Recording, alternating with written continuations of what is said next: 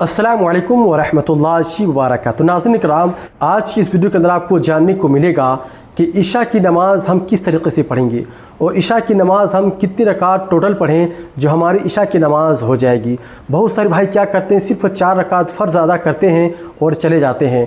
तो सिर्फ अगर 4 रकात वो इशा की नमाज़ पढ़ेंगे तो उसकी नमाज़ होगी या नहीं, और टोटल कितनी रकात का नमाज़ पढ़ना ज़रूरी है, बहुत ही बेहतरीन अंदाज में मौलाना हुसैन साहब ने बताया। मैं चाहता हूँ कि आप पूरी वीडियो देख करके जाएँ।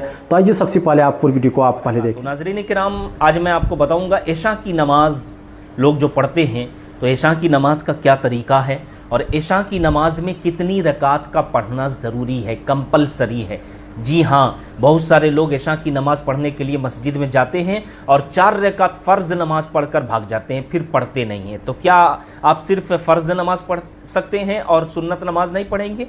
तो कितनी रकात का नमाज पढ़ना ज़रूरी है, कंपलसरी है, नहीं पढ़ेंगे तो आप गुनहगार होंगे। तो आज की वीडियो में मैं आप तक शेयर कर रहा हूं। आपसे गुजारिश है कि पूरे वीडियो को अंत तक देखिए और वीडियो को ज़्यादा से ज़्यादा अपने दोस्तों अहबाब में शेयर कीजिए। तो मेरे भाइयों, इशा की नमाज का तरीका क्या है? इशा की नमाज का तरीका ये है कि जब आप मस्जिद में जा रहे हैं नमाज़ पढ़ने के लिए तो सबसे पहले जाकर, अगर वक्त है, टाइम है, तो 4 रकात आपको सबसे पहले सुन्नत पढ़ना है। ठीक है, 4 रकात आपको सुन्नत पढ़ना है। और जब टाइम नहीं है तो आप शांति से बैठ जाइए और जो है फ़र्ज़ नमाज का इंतज़ार कीजिए। 1 मिनट 2 मिनट टाइम है तो 1 मिनट में आप सुन्नत 4 रकात नहीं पढ़ सकते, तो इंतज़ार कीजिए। 4 रकात सुन्नत का 4 रकात फ़र्ज़ का इंतज़ार कीजिए। जब फ़र्ज़ नमाज यानी जमात खड़ी हो जाए तो आप जमात के साथ शामिल हो जाइए और जमात के साथ नमाज अदा कीजिए मेरे भाइयों, इमाम के पीछे।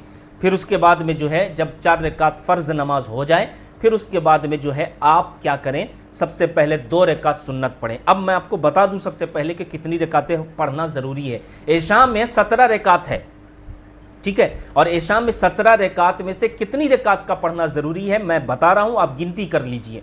सबसे पहले 4 रकात फ़र्ज़ है, ये ज़रूरी है, कंपलसरी है, हम पर ये फ़र्ज़ है, लागू है, पढ़ना पड़ेगा। नहीं पढ़ेंगे तो पकड़ हो जाएगी, गुनहगार हो जाएंगे, क्योंकि फ़र्ज़ नमाज आप छोड़ रहे हैं।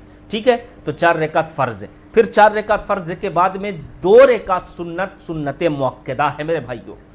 आप मस्जिद में 4 रकात फ़र्ज़ पढ़कर भाग जाते हैं, फिर घर में भी नहीं पढ़ते हैं, तो ऐसा ना करें। अगर आप मस्जिद में 4 रकात फ़र्ज़ पढ़ रहे हैं, आप जा रहे हैं घर में, तो घर में 2 रकात सुन्नत, 3 रकात वित्र वाजिब ज़रूर पढ़िए। नहीं तो आप छोड़ देंगे तो आप गुनहगार होंगे, क्योंकि सुन्नत मुअक्कदा, और सुन्नत मुअक्कदा का मतलब ये होता है कि हमारे नबी सल्लल्लाहु अलैहि वसल्लम हमेशा पढ़ा करते थे।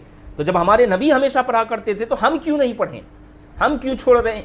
आज हम बोलते हैं, वादा करते हैं, दावा करते हैं कि हम नबी की सुन्नत पर चलते हैं। कहां आप नबी की सुन्नत पर चल रहे हैं? तो मेरे भाइयों, आप नबी की सुन्नत पर चल कहां रहे हैं? नबी की सुन्नत तो यह है कि नबी सल्लल्लाहु अलैहि वसल्लम जो है फ़र्ज़ नमाज के बाद 2 रकात सुन्नत पढ़ा करते थे इशा में, यह सुन्नत मुअक्कदा है। और फिर उसके बाद 3 रकात वित्र वाजिब है।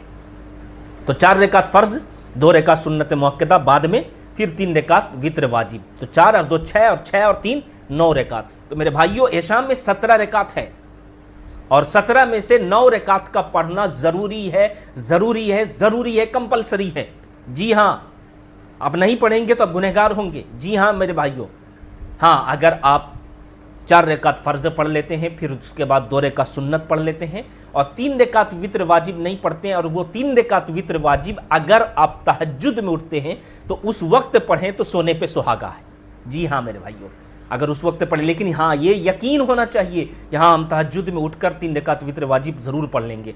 और अगर आप 3 रकात वित्र वाजिब तहज्जुद के वक्त उठकर नहीं पढ़े, छोड़ दिए, तो आप गुनहगार होंगे, क्योंकि वाजिब नमाज को तर्क करना गुनाह होता है। इसलिए जो है सुन्नत मुअक्कदा को तर्क करना और बार बार तर्क करना ये भी गुनाह का काम है। इसलिए जो है कम से कम इशा में 17 में से 9 रकात का पढ़ना ज़रूरी है, कंपलसरी है। आपको समझ में आ गया होगा मेरी बात। तो मेरे भाइयों, आप इससे जो है ना दूर ना भागें, बल्कि 9 रकात तो कम से कम इशा में ज़रूर पढ़ें। तो आपसे गुजारिश है कि इस वीडियो को ज़्यादा से ज़्यादा लोगों तक शेयर कर दें और चैनल को ज़रूर सब्सक्राइब करें। तो नाज़रीन किराम, आपने पूरी वीडियो देखी और समझ गए होंगे कि इशा की नमाज कितनी रकात का पढ़ना ज़रूरी है जो हमारी इशा की नमाज हो जाएगी। आपने पूरी वीडियो के अंदर आपने जान लिए। तो नाज़रीन, ये वीडियो देख करके आपको कैसा लगा, अपनी राय को कमेंट में ज़रूर बताएँ और वीडियो को सदक़े जारिया समझ के अपने दोस्तों ज़रूर शेयर करें। अस्सलामु अलैकुम वरहमतुल्लाहि वबरकातुहू।